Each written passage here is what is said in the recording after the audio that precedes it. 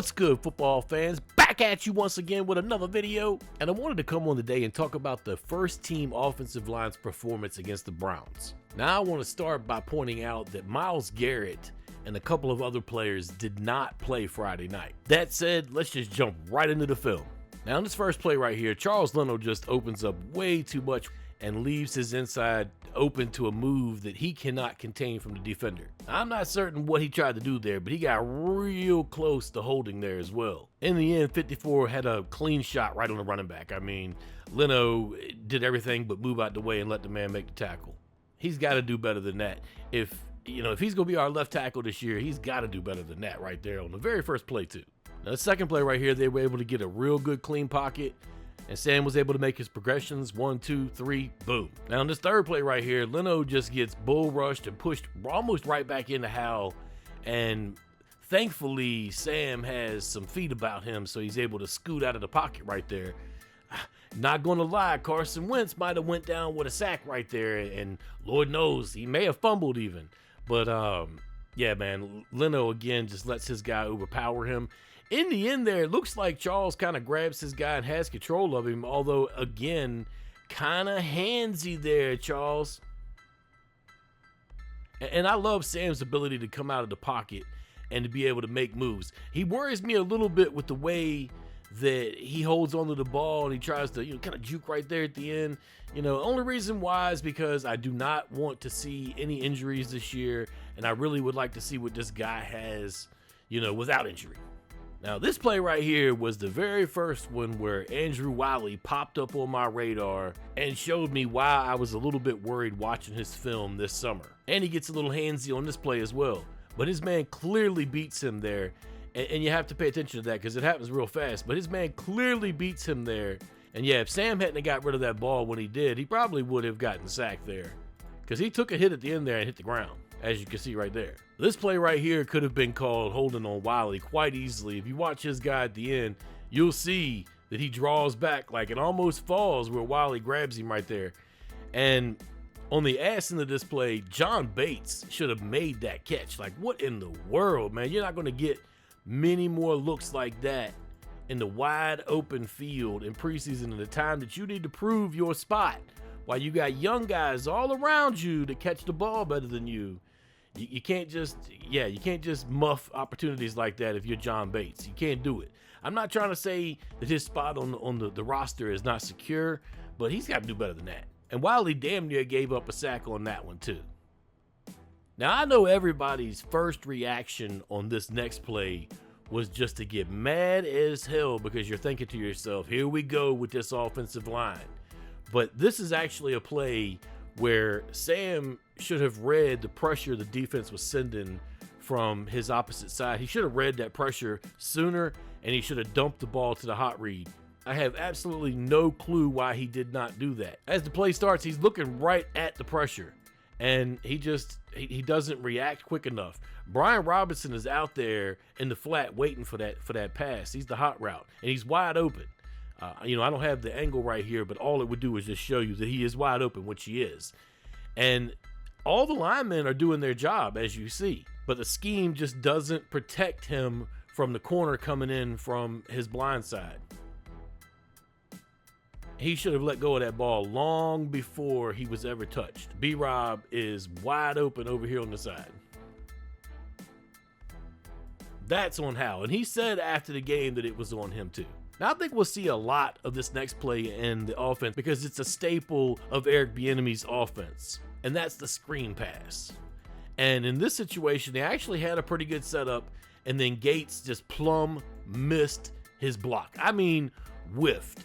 You have to do better than that, 6'3". Whiff. Well, I mean, come on, man. I mean, I'm not saying that would have went for a touchdown, but man, I mean, that was definitely going to gain some yardage. Now, let's play right here. The line gives him a clean pocket, but the play just doesn't go far enough to get the first down, so they end up having to punt anyway. Again, Wiley gets blown up on the outside right here, and thankfully, Sam, as I said earlier, has some wheels and can get out of that pocket and try to at least get rid of the ball so he doesn't get clubbed from behind. And it should be pointed out, Cole Turner gets away with a holding on this play too, right here on number 54, as you see right there. Speaking of Cole Turner, he actually makes a pretty decent block right here. If he doesn't make this block, I'm not so certain that Antonio Gibson doesn't get stopped in the backfield back there. Now, they don't pick up a whole lot of yardage here, but 54 was coming for that play, and if it wasn't for him stepping in and getting in the way, if it wasn't for Cole Turner stepping in and getting in the way of that, that would have been stopped right there. And he might have been hit at the point of getting the ball from the handoff. And of course, the gift that keeps on giving, Andrew Wiley, who, by the way, I believe this is the third play of the game right here that I saw him hold. He holds in the end zone, and yeah, that's a safety. Not to mention that Cleveland front did a nice little stunt right there and completely confused and mixed up Charles Leno and Chris Paul. That would have been a sack pretty much any way you look at it. This play right here, it was good to see Cole Turner get out front and actually block somebody. Now, he didn't knock anybody over or run anybody over or anything like that, but he got out in front and he showed that he can block, which is something I wasn't sure of before, and now he's getting a chance to show these things. Now we're 13 plays in, and the offensive line is starting to kind of get a groove. And in this play right here, I love that as Gates is able to drive his man to the ground. I love when that guy can finish a block. And it looks like his guy actually was ready to hit the ground anyway. But, it just seemed like the offensive line was starting to get things together a little bit more at this point. And no surprise, when the offensive line starts to get into their little groove, the offense itself gets into their little groove, and we start to see them, put together some plays and move the ball down the field. Everything works better when everybody's doing their job, right? And B-Rob's going to get you that 5 yards. Now let's play right here. Sam starts to feel some pressure coming in off that left side and does exactly what he's supposed to. Get out of the pocket, get rid of the ball. Now this play would have been perfect had the ball not been tipped at the line right there. But I will say, even though Howell had 2 players cutting to the right of the field that were going to be open, he also had nobody in between him and that defender, so he probably would have taken a hit had he tried to take any longer with that play. Now in this play right here, Sam has a clean pocket, so it's not really on the offensive line about him rolling out. He just feels the need to.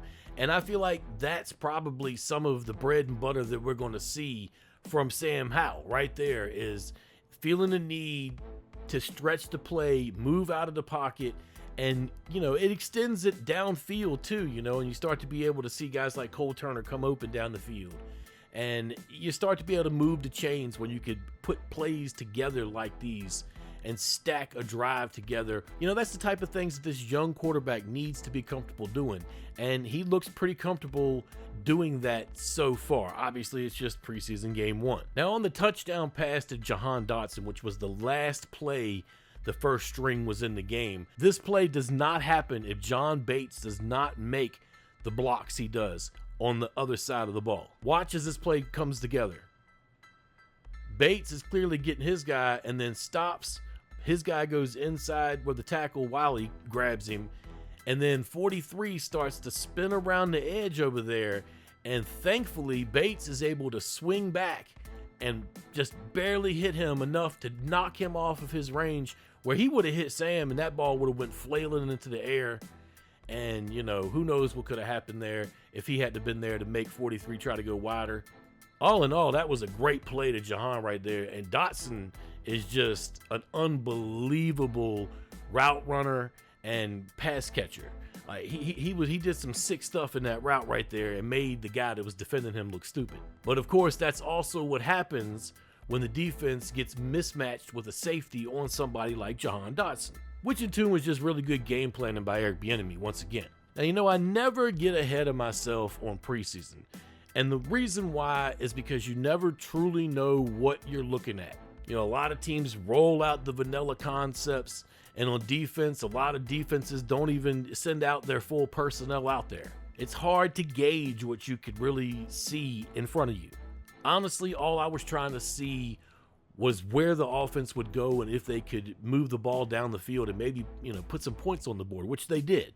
The main thing I'm worried about is the offensive line, and I believe that they're a progress in motion. Hopefully, by the time that this 3-game preseason is over and they make those cuts, they only make it 1 cut this year, so when they make that final cut, hopefully the 5 that they have to start are better than the 5 we ended the year with last year.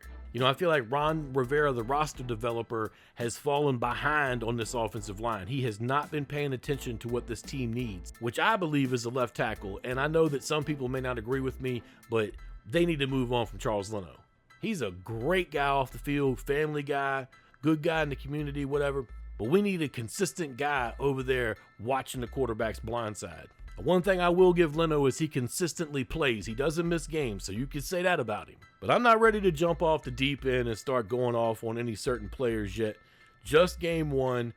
I believe we'll see more in game two against the Ravens. We'll be able to determine if we should be truly worried or not with the left side of that line. I liked what I saw from Chris Paul in small doses. I liked what I saw from Sam Cosmi. Gates and Wiley, I'm a little You know, I'm not so certain about Wiley. You know, he's a little handsy. He likes to grab on and, you know, hold a whole lot. And Gates, you know, I'm not decided on him yet. I'm actually a pretty big fan of Ricky Stromberg. And, you know, I feel like if he's given a little bit more chance to be able to show what he's got, he might be able to actually take a spot on that line. I don't know if it'll happen before the season, obviously, but we'll see how things work out. Now, let me know what you guys are thinking down in the comments. If you haven't already, make sure that you're subscribed. And if you like the content, hit that bell so you can get the notifications and not miss a single video. Y'all take it easy. Peace.